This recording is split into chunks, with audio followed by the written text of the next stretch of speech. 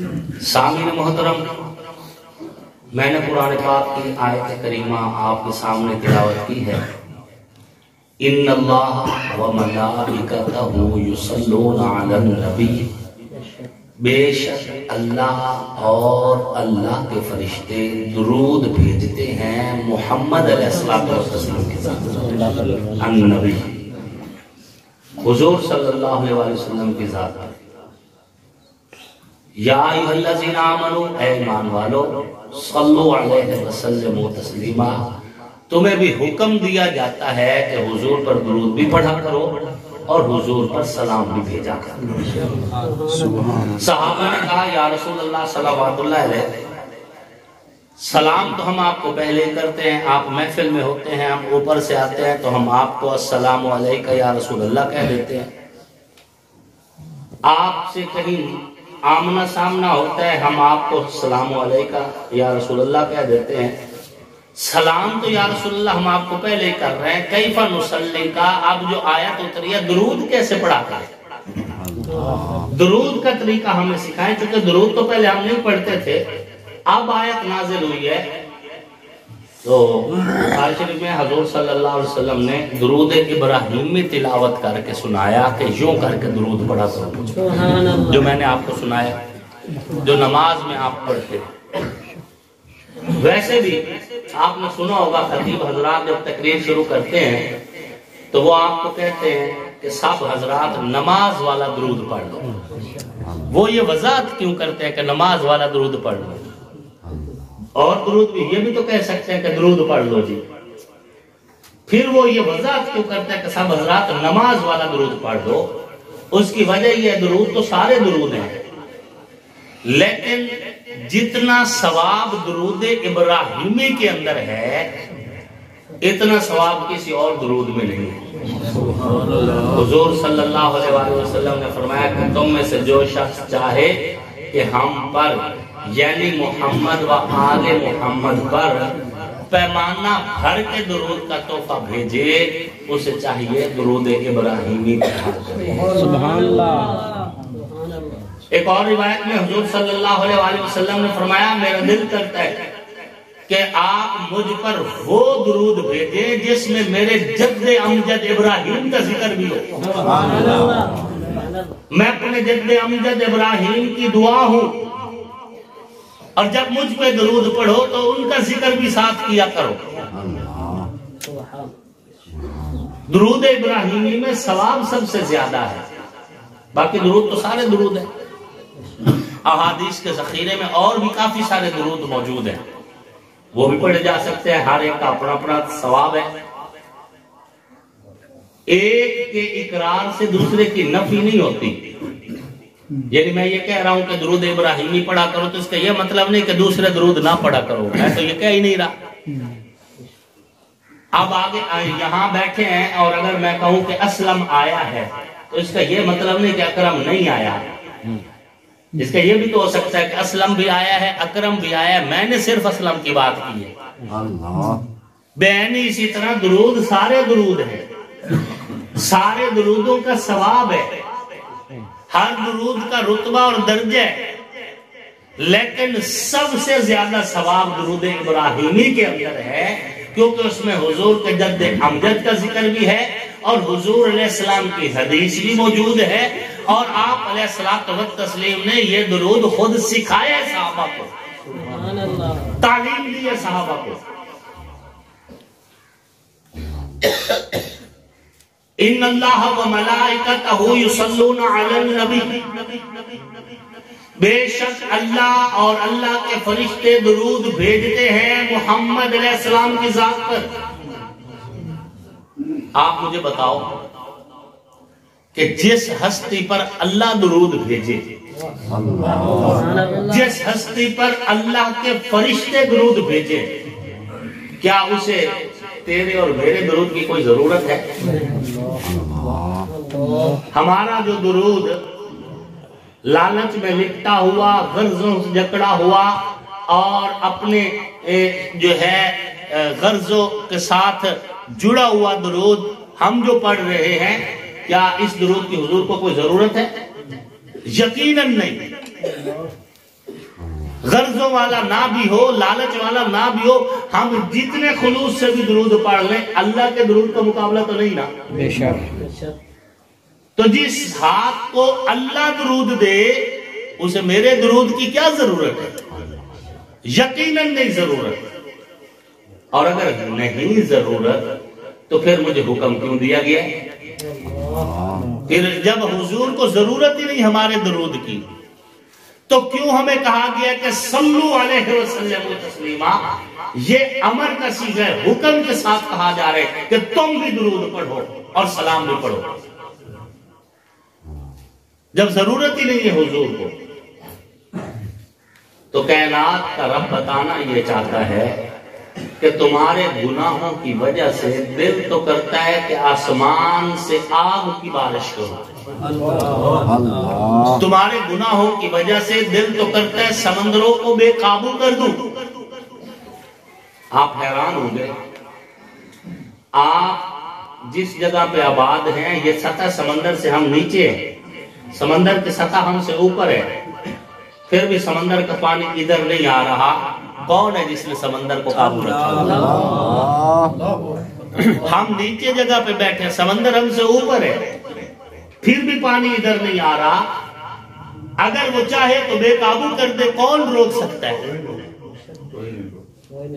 اللہ بتانا یہ چاہتے ہیں کہ تمہارے گناہوں کی وجہ سے دل کرتا ہے آسمان سے انگاروں کی بارش کروں، تمہارے گناہوں کی وجہ سے دل کرتا ہے زمین تم پر تنگ کر دوں، تمہارے گناہوں کی وجہ سے دل کرتا ہے سمندر بے قابو کر دوں، تمہارے گناہوں کی وجہ سے دل کرتا ہے تم پر عذاب نازل کر دوں۔ لیکن کیا کروں؟ ایک طرف تمہارے گناہ ہیں، ایک طرف میرے نبی کی دعا ہے، ایک طرف تمہاری خطائیں ہیں، ایک طرف محبوب کی دعائیں ہیں، ایک طرف تم برابر میری بغاوت کر رہے ہو، ایک طرف نبی برابر میری عبادت کر رہا ہے۔ تم چاہتے ہو آگ کی بارش ہو، نبی چاہتے ہیں سارے بخشے جائیں۔ جب میں دیکھتا ہوں تمہارے گناہوں کو تو دل کرتا ہے عذاب نازل کروں، پھر جب میں دیکھتا ہوں اندھیری راتوں میں تہجد کی دعاؤں میں میرا نبیوں کا امام، رسولوں کا سالار، پیغمبروں کا سلطان، سید الاولین سید الآخرین، امام الانبیاء، کائنات کی روح، کائنات کی جان پیغمبر مصلی پہ کھڑے ہو کر جب دعا کرتا ہے، اس کی آنکھوں سے آنسو نکلتے ہیں، اس کے پاؤں میں سوج آ جاتی ہے، تو پھر میں کہتا ہوں قم اللیل الا قلیلا، او والضحی کے چہرے والے پیغمبر، واللیل کی زلف والے پیغمبر، عبادت بے شک کر، لیکن اتنی لمبی نہ کر کے تیرے پاؤں میں سو جا۔ پھر میں کہتا ہوں قم اللیل الا قلیلا، محبوب تھوڑی دیر کر لے، اتنا ہی کافی ہے۔ اور محبوب کہتا ہے نہیں یا رب امتی، اللہ پہ میری امت کے لیے وعدہ کرتا ہوں۔ ایک طرف تمہارے گناہوں کو دیکھتا ہوں تو دل کرتا ہے تم پہ زمین تنگ کر دوں، ایک طرف محبوب کے پاؤں کی سوجن دیکھتا ہوں تو دل کرتا ہے تمہاری بخشش کر دو۔ او گناہوں میں لکھڑے ہوئے لوگوں، او خطاؤں میں جکڑے ہوئے لوگوں، اس امت کے سیاہ کاروں، اس امت کے گناہ کاروں، اس امت کے خطا کاروں، نبی کے پاؤں کی سوجن کے صدقے، نبی کی راتوں کی دعاؤں کے صدقے، نبی کی زبان کی تلاوت کے صدقے، میں رب تمہیں کہہ رہا ہوں صلو علیہ وسلموا تسلیما، درود تم پڑھنا، تمہارے گناہ میں مٹا۔ یہ جو درود کا حکم دیا گیا ہے، اس درود کی حضور کو ضرورت نہیں، آپ کو پیکج دیا گیا ہے کہ گناہوں کے باوجود بھی اگر تم درود پڑھو گے میں جنت کے دروازے کھول دوں۔ اور جو بندہ کثرت کے ساتھ نبی علیہ السلام کی ذات پہ درود پڑھتا ہے اسے مرتے ہوئے کلمہ نصیب ہوتا ہے، اسے مرتے ہوئے کلمہ نصیب ہوتا ہے۔ اس کا خاتمہ ایمان پر ہوگا جو حضور علیہ الصلوۃ والتسلیم کی ذات پہ کثرت کے ساتھ درود پڑھتے ہیں۔ اور اہل سنت والجماعت کے عقائد میں یہ بات ہے کہ جو درود ہم یہاں پڑھتے ہیں وہ فرشتے حضور علیہ السلام تک پہنچاتے ہیں۔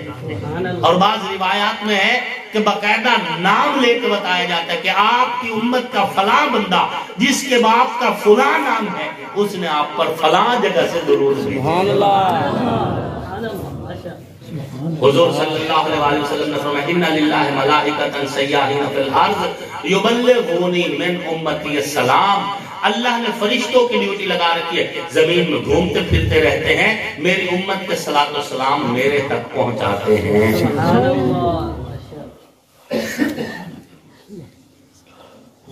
حضور تک پہنچایا جاتا ہے، جو دور سے پڑھا جاتا ہے صلاۃ و سلام وہ حضور تک پہنچایا جاتا ہے۔ حضور نے خود فرمایا دور سے تم تو صلاۃ و سلام پڑھتے ہو، میرے تک پہنچایا جاتا ہے۔ حضور علیہ الصلوۃ والتسلیم جو بھی درود پڑھے اور جمعہ کے اس مجمع کے توسط سے اپنے نوجوانوں کو ایک پیغام دینا چاہتا ہوں۔ ہمارے آج کا نوجوان نبی بے شک اللہ اور اللہ کے فرشتے درود بھیجتے ہیں محمد علیہ السلام کی ذات پر، تو جس ذات پر اللہ درود بھیجے اسے میرے درود کی کوئی ضرورت ہے؟ آپ نے دیکھا ہوگا غریب امیر کو تحفے دیتے ہیں۔ آج کل تو خیر کوئی بادشاہ رہا ہی نہیں آپ کے علاقہ میں، یہ 5 سال میں نکے نکے بادشاہ M P A M N A 5 سال تو بعد موڑو کا ساتھ تھے بوا بوا پیننا ہے، ہاں جی ایک بوے تے جا کے پیننا، یہ کوئی بادشاہی کا کوئی نہیں نا۔ پھر بھی آپ نے دیکھو کہ غریب لوگ اپنے سرداروں کو تحفے دیتے ہیں، اپنے بڑوں کو اپنے لیڈروں کو کہہ لو چلو تحفے دیتے ہیں۔ ان کو پتہ ہوتا ہے کہ جو میں خوشبو دے رہا ہوں یہ 200-400 کی ہے اور جس کو دے رہا ہوں اس کے پاس 80-80 ہزار کا پرفیوم موجود ہے۔ اللہ اللہ، میری دی ہوئی خوشبو کی اس کو کوئی ضرورت ہی نہیں،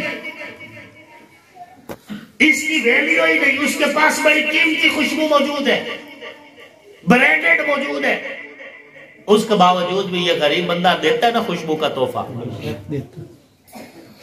کیوں دے رہا ہوتا ہے؟ ضرورت پوری کرنا ہوتا ہے اگلے کی؟ نہیں، ضرورت تو تب پوری کی جائے جب اس کے پاس ہو، نہ اس کے پاس تو برانڈڈ ہے اور ہمارے پاس تو 100-200 والی ہے۔ پھر بھی غریب لوگ اپنے رؤسا کو سرداروں کو تحفے دیتے ہیں، مقصد سردار کی ضرورت پوری کرنا نہیں ہوتا، مقصد سردار کے دل میں اپنی جگہ بنانا ہوتا ہے، اللہ اللہ، اپنی جگہ بنانا ہوتا ہے، اس کی توجہ حاصل کرنا ہوتی ہے۔ آقا نامدار حضور پر نور حضرت محمد مصطفیٰ علیہ السلام کے پاس برانڈڈ درود ہے جو عرش الہی سے اترا ہے، اللہ نے بھیجا ہے، میرے جیسے گناہوں میں لکھے ہوئے بندے کے پڑے ہوئے درود کی کوئی ویلیو نہیں، لیکن حکم پھر بھی دیا ہے کہ تم جیسے ہو جس حال میں ہو درود پڑھ دو تاکہ نبی علیہ السلام کے ذہن میں تمہیں جگہ پائے، تم حضور کی نظروں میں آ جاؤ، حضور کی لسٹ میں آ جاؤ، تمہارا نام حضور کے رجسٹر میں لکھ دیا جائے، اس لیے حضور پہ درود پڑھتے رہا۔ مجھے میسج بھیجے ایک آدمی نے، بڑی خوبصورت بات تھی، لیجئے منہ میٹھا کیجئے، بات سمجھ آ رہی؟ جملہ تھا لیجئے منہ میٹھا کیجئے، نیچے لکھا ہوا تھا صلی اللہ علیہ وسلم، سبحان اللہ، لیجئے منہ میٹھا کیجئے صلی اللہ علیہ وآلہ وسلم۔ اے اہل ایمان، ان اللہ و ملائکتہ یصلون علی النبی، اے اللہ جو درود ہمیں حضور نے سکھایا ہم نے پڑھا، جو درود ہمیں صحابہ نے بتایا ہم نے پڑھا، جو درود اہل بیت نے پہنچایا ہم نے پڑھا، جو درود بعد میں اہل اللہ اولیاء اللہ نے بنایا ہم نے وہ بھی پڑھا۔ اے اللہ ہم نے حضور کی ذات پہ عربی میں درود پڑھا، ہم نے حضور کی ذات پہ پنجابی میں درود پڑھا، ہم نے حضور کی ذات پہ فارسی میں درود پڑھا، ہم نے حضور کی ذات پہ سریکی میں درود پڑھا، پشتو میں درود پڑھا، نعت خوانی کی صورت میں اپنی اپنی بولی کے لفظوں کو ترتیب دے کے ہم نے حضور کی شان پڑھی، ہم نے حضور کا مقام پڑھا، ہم نے حضور کا رتبہ پڑھا، ہم نے حضور پہ درود پڑھا۔ اے اللہ، جو ہم سے ہوتا تھا ہم نے کر لیا، لیکن ہمارا دل ہے ہم نبی پہ وہ درود پڑھے جو تو بھیجتا ہے، سبحان اللہ، وہ درود پڑھے اے اللہ جو آپ بھیجتے ہیں حضور کی ذات پر۔ وہ درود آپ کو سنا دوں، سبحان اللہ، جو درود اللہ حضور کی ذات پر بھیجتا ہے وہ درود آپ کو سنا دوں۔ ہاتھ کھڑا کریں جو جو درود سننا چاہتے ہیں۔ صلی اللہ علیہ وسلم، حضور صلی اللہ علیہ وسلم کی ذات بابرکات، الحمد سے لے کے والناس تک پورا قرآن وہ درود ہے جو اللہ نے نبی کی ذات پہ اللہ، پورے کا پورا قرآن 30 پارے، سارے رکوع، ساری صورتیں، الحمد سے والناس تک یہ پورا قرآن وہ درود ہے جو اللہ نے نبی کی ذات پہ بھیجے، اور یہ مسلسل آ رہا ہے، آ رہا ہے، آ رہا ہے، مشرق سے لے کے مغرب تک، شمال سے لے کے جنوب تک، مسجد ہو یا مدرسہ ہو، منبر ہو یا مدرس کی درسگاہ ہو، خطیب ہو یا ادیب ہو، شاعر ہو یا نقیب ہو، میرے پاک پیغمبر کے لیے جب جہاں جس جگہ پہ بڑا پڑھے یا چھوٹا پڑھے، مرد پڑھے یا عورت پڑھے، گورا پڑھے یا کالا پڑھے، عربی پڑھے یا اجمی پڑھے، بچہ پڑھے یا بوڑھا پڑھے، جب بھی قرآن کی تلاوت کرے گا اللہ کے لفظوں میں نبی کی ذات پہ درود ہو جائے گا۔ آپ کو پتہ ہے جو قرآن پڑھتے ہیں انہیں کیا کہا جاتا ہے؟ مہمانان رسول۔ اللہ، حضور کا مہمان کیوں کہا جاتا ہے؟ کیونکہ یہ قرآن کی صورت میں حضور پر درود پڑھتے رہ جاتے ہیں۔ اور ہمارے اکابر کا یہ معمول تھا کہ اللہ سے اگر کوئی دعا منوانا ہوتی تو قرآن پڑھنے والے بچوں میں بیٹھ کر اللہ سے دعا مانگتے تھے، اللہ قبول بھی کرتے تھے۔ اب ہمارے عقیدے ہی تو نہیں نہ رہے وہ والے، اب ہمارے عقیدے نہیں نہ وہ رہے، ورنہ یہ مہمانان رسول ہیں۔ اے اہل ایمان، یاد رکھنا یہی قرآن کل حوض کوثر بن جائے گا۔ یہ جو قرآن پڑھنے والے ہیں، قرآن پڑھانے والے، انہیں معمولی مت سمجھے، انہیں معمولی مت سمجھے۔ یہ دنیا کے سارے عہدے خدا کی قسم ایک عالم دین کے سامنے کوئی حقت نہیں رکھتے، چاہے منسٹری ہو چاہے کچھ بھی ہو، کوئی حقت نہیں رکھتے۔ ایم این اے مر جائے تو کہتے میت پڑھیے، میت لے آؤ جی، جنازے کا ٹائم ہو گیا۔ ایم پی اے مرا ہوا ہے، کہیں گے میت لے آؤ، جنازے کا ٹائم ہو گیا۔ لیکن اگر حافظ قرآن فوت ہو جائے کوئی نہیں کہے گا میت لے کے آؤ، کہیں گے حافظ صاحب کو لے آؤ تدفین کے لیے لے جاؤ۔ اللہ، ایم این اے کا عہدہ زندگی تک ہے، نام ختم، کام بھی ختم۔ دنیا کے ڈی پی اور ڈی سی او کے عہدے زندگی تک ہے، نام بھی ختم، کام بھی ختم، زندہ انسان سے میت۔ لیکن حافظ قرآن زندگی میں استاد کی ہے، مرنے کے بعد بھی استاد کی ہے، زندگی میں بھی قاری صاحب، مرنے کے بعد بھی قاری صاحب۔